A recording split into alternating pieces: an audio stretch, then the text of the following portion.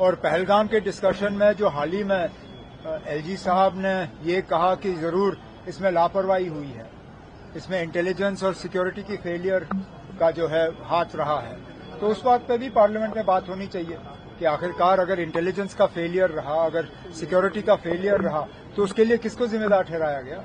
Operation सिंदूर पे उसके बाद बात होगी। चिदम्बरम साहब ने भी यही कहा, उन्होंने कहा कि देखिए साहब ये जो एनआईए कर रही है उसमें इन्वेस्टिगेशन कहाँ पहुंची, कौन इन्वॉल्व है और क्या पाकिस्तान अब पार्लियामेंट के अंदर ऑपरेशन सिंदूर जो है तब तक जारी रहेगा अगर पाकिस्तान सब नहीं, ठीक है ना, ये कोई नई बात तो कह नहीं रहे हैं।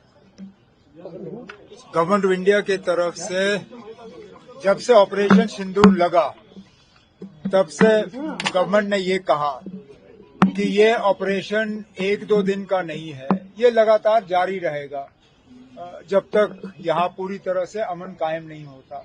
तो आज अगर यही बात पार्लियामेंट में दोहराई गई तो कोई नई बात नहीं है ना। अच्छा हुआ, अच्छा है कि पार्लियामेंट में आज इस चीज पे डिस्कशन हो रहा है, क्योंकि ऑपरेशन सिंदूर पे डिस्कशन तो ठीक है, उससे पहले पहलगाम पे तो डिस्कशन करना जरूरी है। और पहलगाम के डिस्कशन में जो हाल ही में एलजी साहब ने ये कहा कि जरूर इसमें लापरवाही हुई है, इसमें इंटेलिजेंस और सिक्योरिटी की फेलियर का जो है हाथ रहा है, तो उस बात पे भी पार्लियामेंट में बात होनी चाहिए कि आखिरकार अगर इंटेलिजेंस का फेलियर रहा, अगर सिक्योरिटी का फेलियर रहा, तो उसके लिए किसको जिम्मेदार ठहराया गया।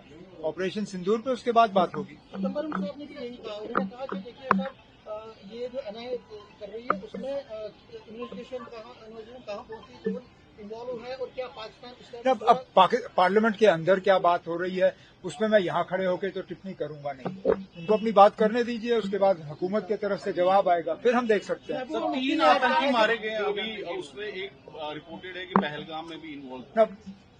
अभी तक तो पूरी तरह से वो कंफर्म हुआ नहीं है। कंफर्म हो जाए तो अच्छी बात है। जिस दिन से पहलगाम का हमला हुआ 22 अप्रैल से, उस दिन से आज तक हमारे फोर्सेस जो हैं, चाहे पुलिस हो, चाहे पैरामिलिट्री हो, चाहे आर्मी हो, इनके पीछे हम लगे रहें। अगर आज इनमें से एक भी जो है एनकाउंटर में मारा गया तो अच्छी बात है। सर अभी रिपोर्ट्स आ रही है कि स्पेशल सेशन होगा स्टेट रोड को लेके। किसने कहा ना? सर कांग्रेस ने ये कहा है कि हम भूख हड़ताल 9 तारीख से शुरू करने वाले हैं स्टेट फूड के लिए, पूरे जम्मू कश्मीर में भूख हड़ताल शुरू होगा, आप उनका समर्थन करें? ये पार्लियामेंट का सेशन निकल जाने दीजिए। हम तो उम्मीद कर रहे हैं कि इस पार्लियामेंट सेशन में हमें कुछ मिलेगा, नहीं मिलेगा तो उसके बाद हम बात करेंगे। पार्लियामेंट सेशन के चलते चलते तो मैं कम से कम अभी फिलहाल हड़ताल नहीं करूंगा। पार्लियामेंट सेशन हमारा, अगर मेरी जानकारी सही है, तो 21 तक है या 22 तक।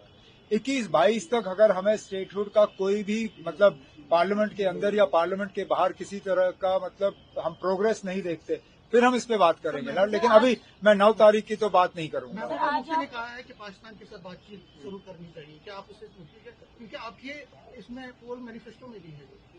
तब हम हमेशा बातचीत के हक में रहे हैं, लेकिन मैंने हमेशा ये भी कहा है कि बातचीत के लिए माहौल तैयार करना वो सिर्फ अकेले हिंदुस्तान की जिम्मेदारी नहीं है।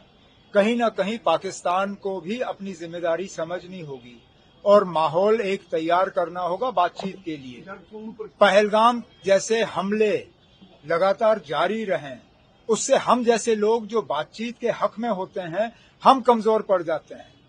तो हम तो चाहेंगे कि पाकिस्तान इसमें जो है अपना रोल अदा करे, एक माहौल, अच्छा माहौल तैयार करें जिसमें कि बातचीत न सिर्फ शुरू हो जाए बल्कि बातचीत को फिर अपने मंजिल तक हम पहुंचा पाए।